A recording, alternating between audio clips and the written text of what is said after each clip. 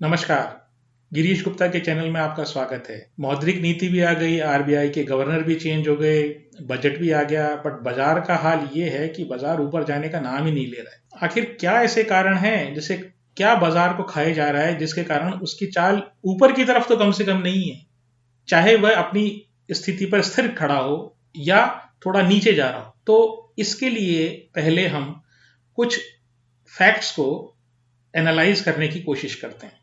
देखिए, point number 1, RBI governor जो पुराने वाले थे शक्तिकांता दास साहब, उनकी जब लास्ट मॉनेटरी पॉलिसी उन्होंने अनाउंस की तो उनका जिस तरह से बिहेवियर था या हाव भाव था, उससे यह स्पष्ट था कि अगला एक्सटेंशन उनको नहीं मिलने वाला और कोई दूसरा आरबीआई गवर्नर आएगा। उनका जो फोकस था वो मुद्रास्फीति की दर या जिसको इन्फ्लेशन बोलते हैं उस पर कंट्रोल करने का बहुत ज्यादा फोकस था।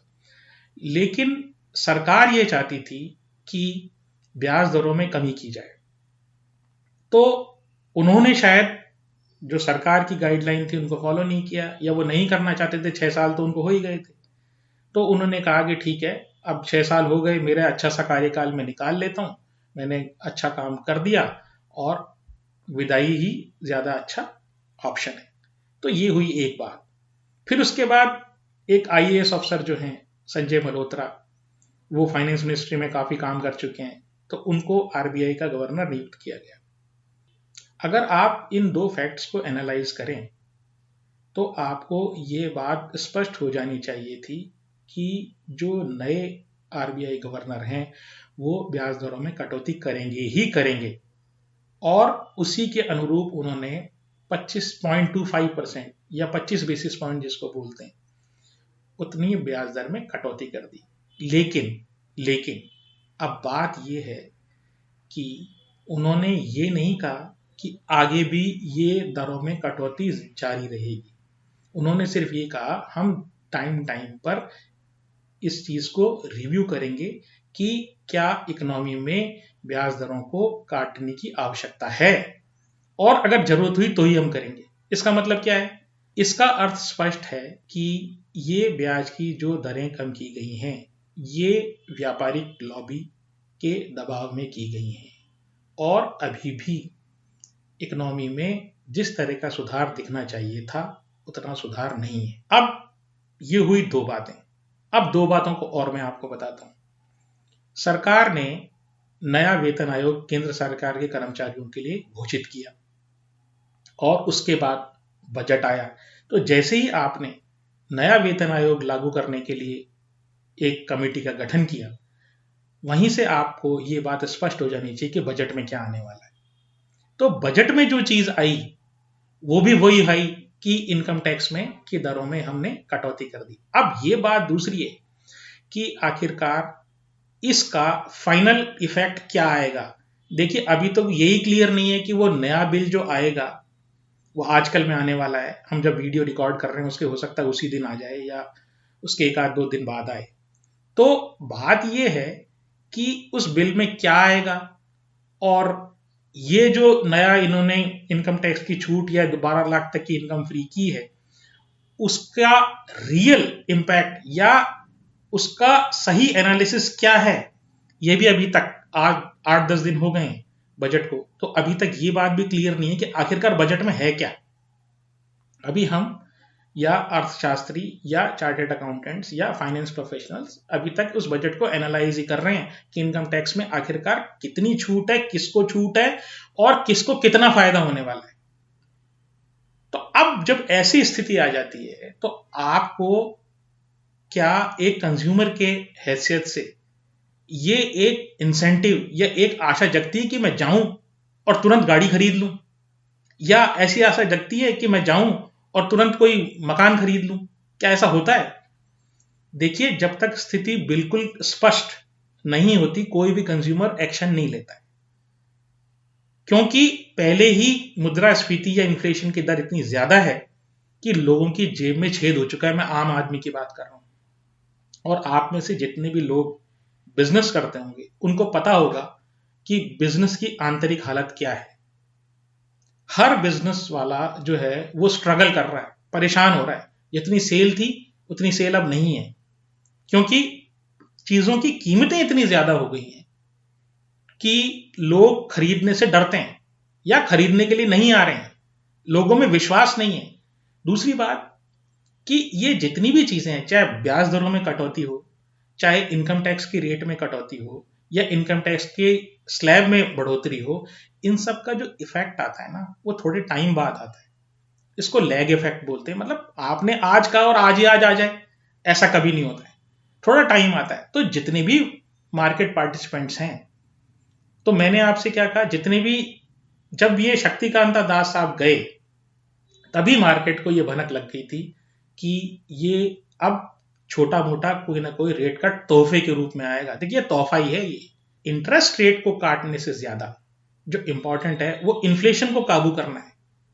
इन्फ्लेशन जो है या महंगाई की दर है, यानी चीजों के दामों में बढ़ोतरी है, ये ज्यादा बड़ा राक्षस है। इंटरेस्ट रेट कम करना तो उस राक्षस को और बढ़ावा देगा। तो इसलिए ये दोनों चीजों को कृपया करके आप लिंक करके रखें, और एक बार जब भी आप कोई भी चीज या बाजार में कोई भी एक्शन लें, तो खाली सुनी सुनाई बातों पर, जो टीवी आपके सामने चल रहा है, उस बात पर आप विश्वास करके तुरंत मोबाइल पर ट्रेड करने की कोशिश ना करें। अभी इसका मैं उदाहरण देता हूं कि किस तरह की सिचुएशन है। तो आप ये समझें, बाजार में तसल्ली रखें, आपको आसानी से अच्छे भाव मिलेंगे अगर आप कोई शेयर खरीदना चाहते हैं, स्पेशली कंजम्पशन की, क्योंकि कोई भी इफेक्ट जो है 6 महीने से पहले दृष्टिगोचर नहीं होगा, आपको दिखाई नहीं देगा। मैं ये नहीं कह रहा हूं लगातार मार्केट 6 महीने नीचे जाएगा। मेरा कहने का मतलब ये है कि ऐसा नहीं है कि तुरंत ही अगर शेयरों के दाम बढ़ गए या कारों के या मोटरसाइकिल की कंपनियों के दाम बढ़ गए तो आप जाके उनको ले लें। आप तसल्ली रखें, आराम से जाएं। जब सारे लोग इस बारे में बात करना बंद कर दें और आपको कोई अच्छी कंपनी लगती हो तो आप उसको जाएं और ले लें।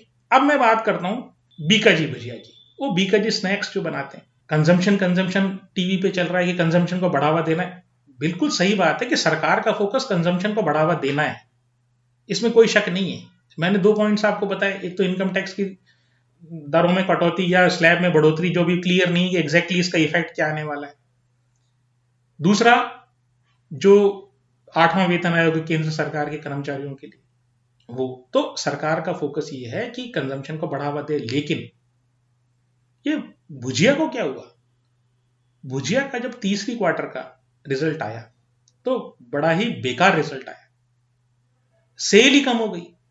अब आप ये देखिए, अक्टूबर नवंबर दिसंबर का रिजल्ट आया और कंपनी की अगर सेल कम हो जाए तो ये क्या, किस बात को दर्शाता है? कितना भी आदमी की जेब में छेद हो रहा हो, वो मोटरसाइकिल या कार या मकान खरीदने से परहेज करेगा, लेकिन वो भुजिया खाने से परहेज नहीं करता। 100, 150, 200 रुपए का 1 किलो पैकेट आता है, तो उसमें कौन सा उसको बहुत ज्यादा फर्क पड़ने वाला है? तो भुजिया तो देखिए वो असेंशियल आइटम टाइप हो गया, तो वो तो कंज्यूम करेगा। फिर सेल क्यों डाउन हुई? और वो भी दिवाली वाले टाइम में, अक्टूबर नवंबर दिसंबर के क्वार्टर में। 29 तारीख से जब हवा बनानी शुरू हुई कि साहब कंजम्पशन को बढ़ावा देने के लिए कुछ होगा और ये इसमें इनकम टैक्स की रेटों में कमी आएगी और स्लैब बढ़ेगा, मीडिया चलाने लगा। उनका 29 तारीख से 29 जनवरी से बीकाजी भुजिया के शेयर के दाम बढ़ने लगे। दाम बढ़ते गए और पीक पे कब पहुंचे, मतलब उस ड्यूरेशन में पीक पे की बात कर रहा हूँ, 4-5 दिन के पीक कब पहुंचा? बजट वाले दिन। क्यों? इनकम टैक्स में छूट आ गया, भुजिया खाना बंद कर देंगे क्या आप? और फिर इसके 6 तारीख को रिजल्ट आए और सीधा 10% डाउन। भाई किसी ने पोजीशन बना रखी थी ना, और उसने माल कब बेचा है? बजट वाले दिन, क्योंकि उसको पता है कि रिजल्ट क्या आने वाले हैं, और आप और हम भुजिया लेने के लिए और कंजम्पशन के पीछे दौड़ रहे हैं। तो मेरा कहने का मतलब यह है कि जब भी आप शेयरों को खरीदना चाहें तो तसल्ली रखें।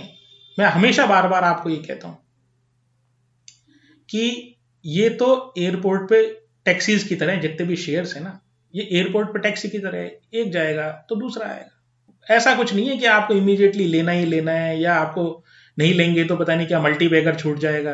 मल्टी बैगर की जगह आप हाल देख लीजिए ना, उसकी ऐसी कमर तोड़ी है, एक ही दिन में ऊपर नहीं उठ पाया बीकाजी भुजिया। अब मैं बात करता हूं दूसरे शेयर की, जिसके वीडियो हमने बनाया था, वो है रिलैक्सो, जो बड़ा पॉपुलर भी हुआ।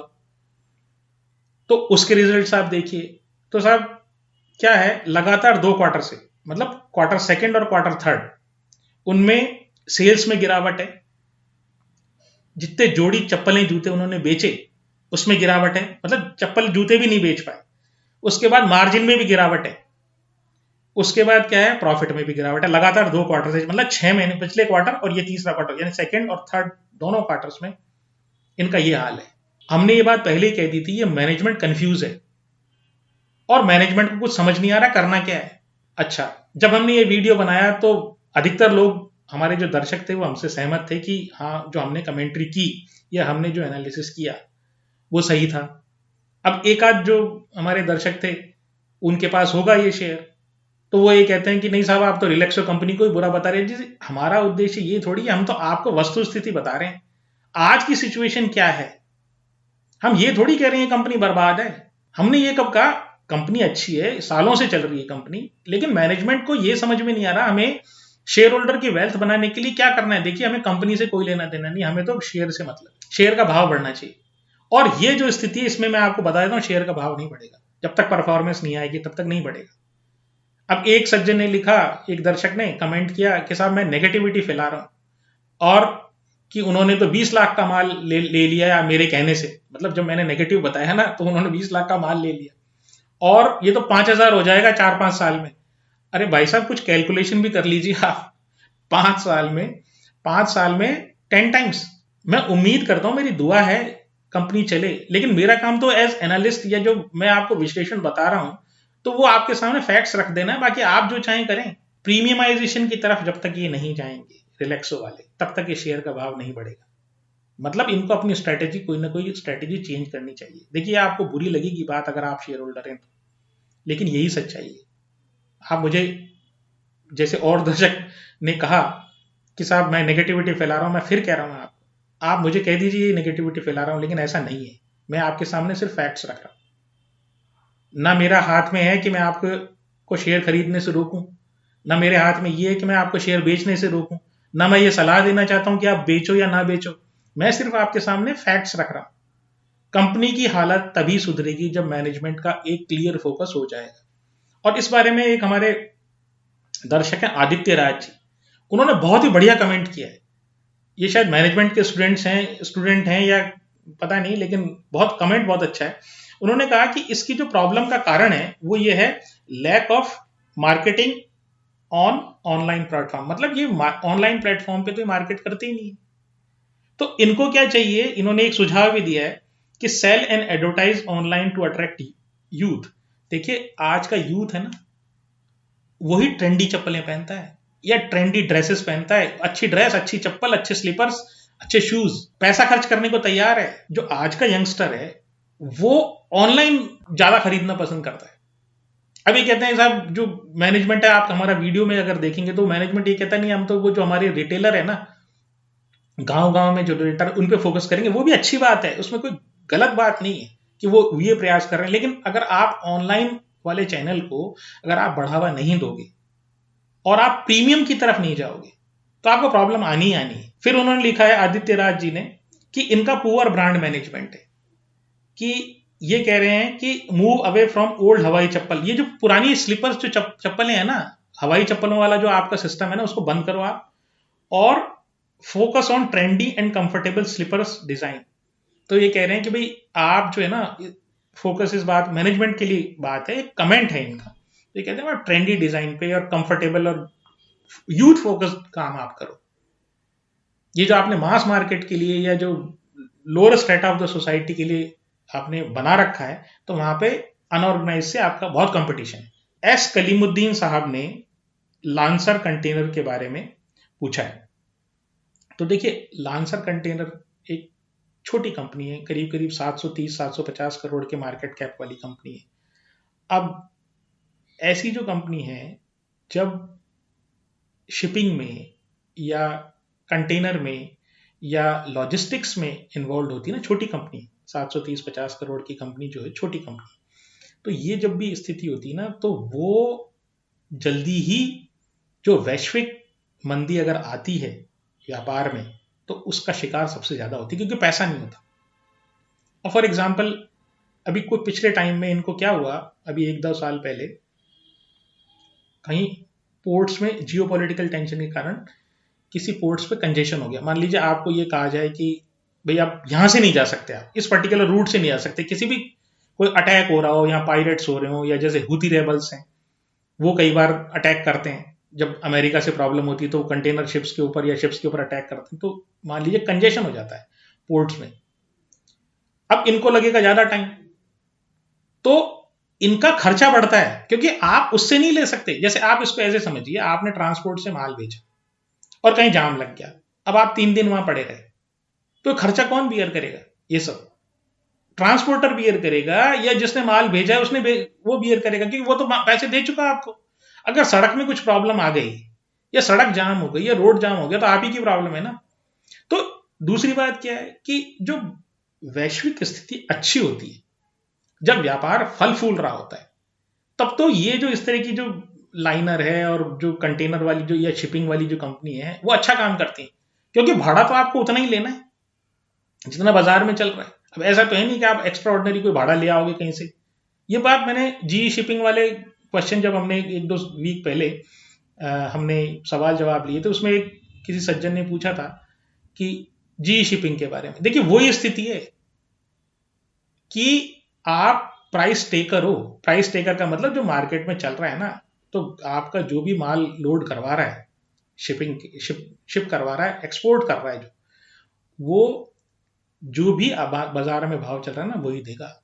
आप कोई एक्स्ट्रा ऑर्डिनरी चार्ज नहीं कर सकते जब तक कि आपके पास ऐसा कंटेनर नहीं हो या ऐसा शिप नहीं हो जो जिसमें ऐसी खास बात हो कि वो ग्राहक जो एक्सपोर्ट कर रहा है वो मजबूर हो जाए कि आप ही का सामान, आप ही के शिप से वो भेजे। तो ये चीज आपको ध्यान रखनी। दूसरी बात, छोटी कंपनी मत जाइए। अगर आपको शिपिंग में जाना भी है, कलीमुद्दीन साहब, अगर आपको शिपिंग में जाना भी है, तो आप कृपया करके जो बड़ा जो है ना, सबसे बड़ा शिपिंग में जो सबसे बड़ा जो मार्केट लीडर जिसको बोलते हैं, सबसे बड़ी कंपनी जो होती है ना, उसको लो, ताकि कम से कम पैसे नहीं डूबे। देखिए शेयर बाजार में पैसा बने या ना बने, सबसे इंपॉर्टेंट बात यह है कि आपका पैसा खोना नहीं चाहिए। तो मेरा फोकस तो देखिए इसी पॉइंट पे रहता है कि कम से कम आदमी पैसा खोए तो नहीं। फिर ऋषि 4349 कहते हैं कि सर केमिकल सेक्टर क्यों नहीं चल रहा और कैसे पता लगता है कि कौन सा सेक्टर चलेगा। देखिए अब आप, बहुत अच्छा क्वेश्चन इन्होंने पूछा ऋषि जी ने, तो मैं आपको पहले दूसरे क्वेश्चन का आंसर देता हूं इनके, कि कैसे पता लगता है कौन सा सेक्टर चलेगा। आप इसके लिए एक तो फंडामेंटल एनालिसिस करें, और आपको फंडामेंटल एनालिसिस मान लीजिए समझ में नहीं है, मैं सेक्टर की बात कर रहा हूं, पर्टिकुलर शेयर की बात नहीं कर रहा हूं, जो ये अभी मैं तरीका बता रहा हूं उसका।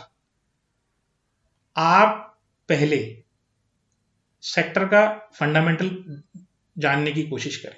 जैसे मान लीजिए बैंकिंग सेक्टर है, तो वो साइक्लिक सेक्टर है। तो साइक्लिक सेक्टर में क्या होता है कि पहले ये लोग उधार देते हैं, उधार देते रहे, कुछ ना कुछ एनपीए बढ़ेगा, मतलब लोग वापस नहीं करेंगे पैसा वापस नहीं करेंगे, तो ये इनके एनपीए बढ़ेंगे। एनपीए बढ़ते ही जो इनकी परफॉर्मेंस खराब होगी। फिर एक टाइम ऐसा आएगा जब ये सारे एनपीएस को राइट ऑफ कर देंगे, यानी कि ये कह देंगे ठीक है अब मैंने इसको भुगत लिया। उसके बाद ये शेयर बॉटम बनाता है, और बॉटम बनाने के बाद शेयर, फिर जब वो बॉटम पर आ जाता है तब फिर बैंकों के शेयर चलने लगते हैं। ठीक है, अब ये मान लीजिए ऐसा कोई सेक्टर आपने कोई भी पर्टिकुलर सेक्टर पकड़ा, तो पहले आप फंडामेंटल देखने की कोशिश कर लीजिए, पहले उसको पढ़िए थोड़ी बहुत। ठीक है, हफ्ते 10 दिन आप उसको पढ़िए, सेक्टर में क्या होता है थोड़ा थोड़ा आइडिया लगेगा। फिर आप क्या करिए, उसका जो चार्ट है ना, या तो बीएसई में वो इंडेक्स होगा, या एनएससी में इंडेक्स होगा, आप उस चार्ट के ऊपर जो है ना आप अध्ययन कीजिए। देखिए मैं पर्टिकुलर शेयर के बारे में बात नहीं कर रहा हूं, मैं शेयर का चार्ट मैनिपुलेट कर सकते हैं, किया जा सकता है, लेकिन इंडेक्स का चार्ट जनरली जो होता है ना, वो आपको सच्चाई बताता है। 10 में से 7 बार आपको जो है ना वो सच्चाई बताएगा। तो अगर कोई सेक्टर नीचे जा रहा है ना, और आपको ये लग रहा है नीचे से ये ऊपर बढ़ने लग गया, और आपका फंडामेंटल एनालिसिस आपने किया हुआ है, तब आप उस सेक्टर की जो नंबर 1 कंपनी है ना, उसमें वेट्स भी दिए रहते हैं, मतलब कितना परसेंटेज किसका है, किस शेयर का है। जो आप इंडेक्स देखोगे ना, अगर आप उसको खोलोगे, उस इंडेक्स की डिटेल अगर आप खोलोगे, एनएससी बीएससी पे अवेलेबल है ये, आप उस इंडेक्स को खोलोगे ना तो उसमें बताता है कौन सा इस कंपनी का शेयर जो है ना इस पर्टिकुलर सेक्टर में सबसे ज्यादा परसेंटेज है इस इंडेक्स में, वो वाला सेक्टर पे आप उस शेयर पे नजर रखिए और उसका परफॉर्मेंस देखिए। अब वो अगर लगातार परफॉर्म कर रहा है ना तो आप ये बात समझ लीजिए कि 10 में से 7 बार आपका निर्णय सही होगा, वो सेक्टर चलेगा। बट ये क्या है, ये थोड़ी तपस्या है, ये आप इमीडिएटली अभी जाके अभी खरीदने का और अभी निर्णय लेने का काम नहीं, इसमें आपको नजर रखनी पड़ेगी। और मैं हमेशा ये कहता हूं कोई भी शेयर आप ले ना, पहले उसका आइडेंटिफाई कर लो, आप उसको अच्छे से आइडेंटिफाई कर लो, और आइडेंटिफाई करने के बाद लेने की जल्दी मत करो, आप बिल्कुल मत करो लेने की जल्दी, आप बैठ जाओ शांति से।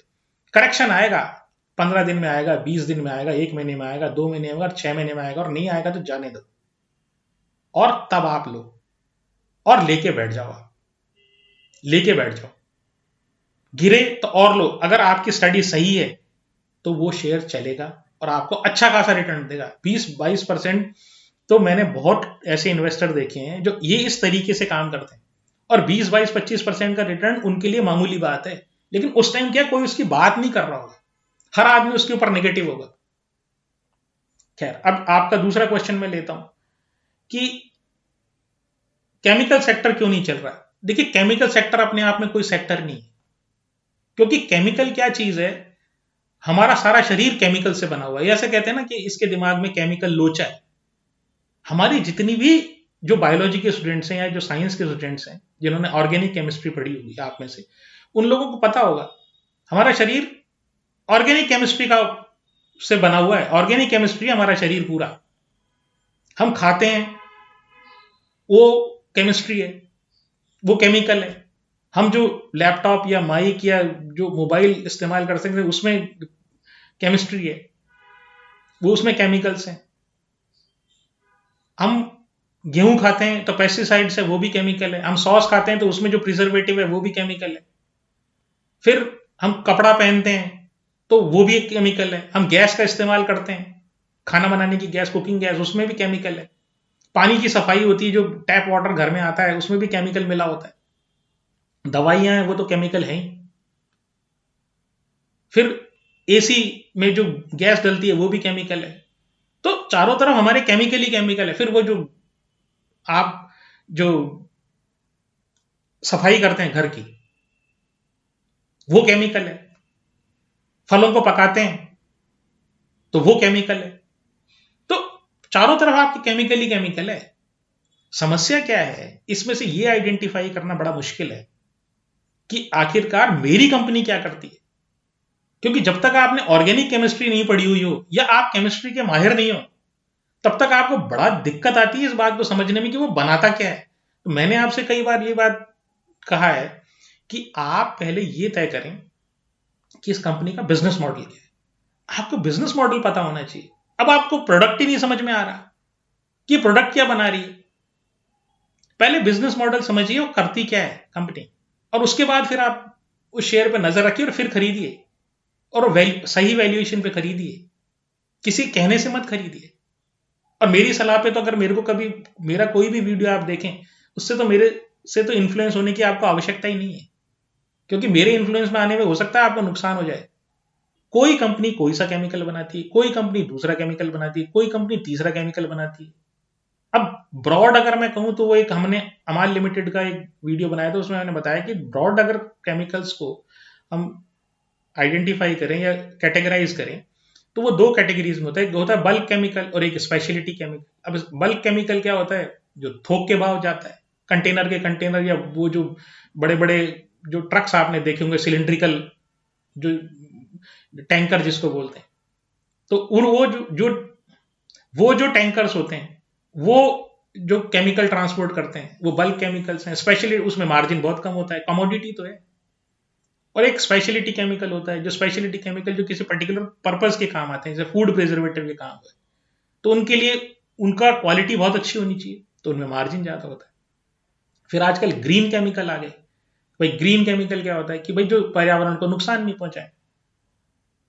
तो क्या है, आपको कंपनी को समझने के लिए इतने सारे इनपुट और आउटपुट, वो क्या बनाती है, कहां से लेती है, और क्या अल्टीमेटली उसका कंज्यूमर कौन है, इसका एनालिसिस करते करते अगर कोई आदमी, जब तक किसी आदमी ने केमिस्ट्री बहुत अच्छे से नहीं पढ़ी हुई हो ना, ये नहीं कि भाई 11वीं 12वीं में ऑर्गेनिक केमिस्ट्री पढ़ ली या मैंने एमएससी कर ली, तो नहीं, वो समझ सकता है, लेकिन फिर भी उसको दिक्कत आती है वो एग्जैक्टली उस कंपनी का बिजनेस मॉडल समझने के लिए। फिर चाइना दादा है। चाइना जो है ना, सबसे ज्यादा केमिकल, जितने भी केमिकल के इनपुट होते हैं ना, मतलब केमिकल जिन सब चीजों से बनते हैं, तो वहां पे सबसे ज्यादा केमिकल्स का प्रोडक्शन होता है, जो रॉ मटेरियल के फॉर्म में, मतलब जिसको कंपनीज जो है दूसरे अपने प्रोडक्ट्स में इस्तेमाल करती है। तो चाइना में जो केमिकल की स्थिति है, केमिकल इंडस्ट्री की स्थिति है, उससे पूरा विश्व प्रभावित होता है। अब कहने को तो आप कह दीजिए कि भाई आरती इंडस्ट्रीज है, एसआरएफ है, या दीपक नाइट्राइट है, या और नवीन फ्लोरीन है, लेकिन ये सब अलग अलग क्षेत्र में काम करती हैं। पता नहीं है कौन सा सेक्टर में क्या हो रहा है, और कौन सी चीज की डिमांड हो रही है, और कौन सी चीज की डिमांड नहीं हो रही है। केमिकल सेक्टर इसलिए नहीं चल रहा है क्योंकि विश्व भर में डिमांड नहीं, ये भी साइक्लिक सेक्टर है। अब हो सकता है इसमें से कुछ केमिकल चले, हो सकता है उन केमिकल्स की डिमांड हो। प्रीति जिंदल जी कहती हैं, उन्होंने हमारा आइडिया फोर्ज का वीडियो देखा और उन्होंने कहा कि 2 शेयरों पर राय मांगी है, एक द्रोणाचार्य एरियल और एक ड्रोन डेस्टिनेशन। मैडम, आप क्यों इन शेयरों में फंसे हुए हैं? मतलब क्यों आप इन शेयरों का नाम भी लेते हैं? ये शेयर जो हैं, ये इतने छोटे शेयर हैं कि इनमें मैनिपुलेशन या हेरा फेरी की संभावना बहुत ज्यादा होती। मैं आपको बाइंग सेलिंग की रिकमेंडेशन नहीं दे रहा हूं। अगर आपने खरीद रखा हो तो आप अपनी मर्जी से बेचने खरीदने का निर्णय लें। मैं आपको सिर्फ ये बता रहा हूं कि ये जब हवाबाजी चली थी ना, कि drone drone drone drone drone, तो फिर ये कंपनियां भी लाइमलाइट में आ गई। अब देखिए, द्रोणाचार्य एरियल का 214 करोड़ मार्केट कैप है, मात्र 214 करोड़। अब कोई अच्छा खासा बिजनेसमैन होगा ना आपके शहर में जहां रहते हैं, उसके पास 200 करोड़ रुपए से ज्यादा होंगे। एक अच्छे खासे बिजनेसमैन के पास 200 करोड़ रुपए होते हैं, और ये इतनी छोटी कंपनी है, 200 करोड़ की कंपनी है ये। मतलब वो सेठ जी 200 करोड़ रुपए ले जाएं, और अगर ये बेचने को तैयार हो तो ये पूरी कंपनी के शेयर खरीद लेंगे वो सेठ जी। एक सिंपल एक बिजनेसमैन की बात बता रहा हूं मैं, जो ठीक ठाक सा किसी शहर में बिजनेसमैन। तो ये कंपनी क्या करती है, ये ट्रेनिंग में, ड्रोन ट्रेनिंग में, ड्रोन मेंटेनेंस में। ड्रोन ट्रेनिंग मेंटेनेंस का मैंने आपको बताया था ना, कैसा क्या ड्रोन ट्रेनिंग में होता है। बच्चे उड़ाते हैं, आप बच्चे को दे दो उस ड्रोन को, ठीक है। शादियों में आपने देखा होगा ना कौन उड़ाते हैं, बिल्कुल युवा होते हैं एकदम, 18 20 22 25 साल के। ऐसी क्या चीज है जो ये बच्चे नहीं कर सकते? तो क्या ड्रोन की ट्रेनिंग दे रहे हो आप? ठीक है, आप एक ट्रेनिंग सेंटर खोल के आप उसको लाइसेंस दे दोगे तो वो आप किसी कंपनी में नौकरी लग जाएगा, लेकिन कितनी बड़ी नौकरी लग जाएगी इससे? और कितनी डिमांड है ड्रोन्स की, कितनी ज्यादा डिमांड है, मतलब समझ में नहीं आ रहा। और ऐसी ये कंपनी ड्रोन डेस्टिनेशन है, इसका 370 करोड़ मार्केट कैप है। पिछली वाली कंपनी द्रोणाचार्य एरियल 2017 में बनी, ये ड्रोन डेस्टिनेशन 2019 में बनी। तो इसका भी वही हाल है, मैन्युफैक्चरिंग एंड ट्रेनिंग। अरे आइडिया फोर्स जैसे को मुसीबत आ रही है। एक हमारे व्यूअर है, उन्होंने बड़ा अच्छा कमेंट किया था कि सारे, मैं नाम भूल गया उनका, कि सारे जो अच्छे से अच्छे ड्रोन है ना, वो तो इजरायली हैं और टर्किश हैं। फिर ये आइडिया फोर्ज वाला क्या करने वाला है? भाई आइडिया फोर्ज भी बना रहा है, अच्छा कोशिश कर रहा है, ऐसी बात नहीं, लेकिन हम तो शेयर वाले हैं ना, हमको तो शेयर के भाव से मतलब है। कंपनी बहुत अच्छी हो सकती है, देखिए कंपनी का होना और कंपनी के शेयर का अच्छा भाव होना, कंपनी का अच्छा होना और कंपनी के शेयर के भाव का अच्छा होना, ये दो अलग अलग बातें। तो आप इस बात को समझिए कि ड्रोन चलेगा तो भाई कैसे चलेगा? हर हर कंपनी ड्रोन में आ गई, नई नई कंपनी 200 300 करोड़ के मार्केट कैप की कंपनी आ गई, कौन इनको पूछता है? अब अगर आप भाव की ट्रेजेक्टरी देखें तो एक बार पीक बनाया जून जुलाई में और फिर यूं है ये, तो बेचारा कोई टॉप पे फंसा होगा तो वो क्या करेगा? वो यही कहेगा ना शेयर बाजार बेकार है, ये सट्टा बाजार है। तो मेरा फिर आपसे निवेदन है, पहले बिजनेस मॉडल समझो, नहीं आता तो छोड़ दो। आप मान लो नहीं समझ में आ रहा, या आपको नहीं समझ में आ रहा कि भाई शेयर बाजार में से पैसा कैसे बनाया जाता है, देखिए 4 साल लोगों ने बहुत अच्छा पैसा कमा लिया, और आप हर शेयर चला है। लेकिन ऐसा कहते हैं कि बाजार जब चलता है तो बहुत दे के जाता है, लेकिन जब लेने पर आता है ना, तो उसका एंड नहीं होता है। तो मेरा कहने का मतलब ये, आप निवेश करें, अच्छी कंपनी को समझें, है ना, और अच्छे बिजनेस मॉडल वाली कंपनी को लें, और तसल्ली रखें। एफडी में रखो पैसा, एफडी तुड़वा के ले लेंगे, क्या फर्क पड़ता है, पेनल्टी तो लगेगी 1%, ब्याज नहीं मिलेगा, और क्या, नुकसान तो नहीं होगा ना किसी शेयर में। एफडी में तो ब्याज ब्याज का नुकसान गया, आपका मूल तो आ गया, यहां तो मूल भी नहीं आएगा। तो ये रही आज की प्रस्तुति। नमस्कार, धन्यवाद, जय हिंद।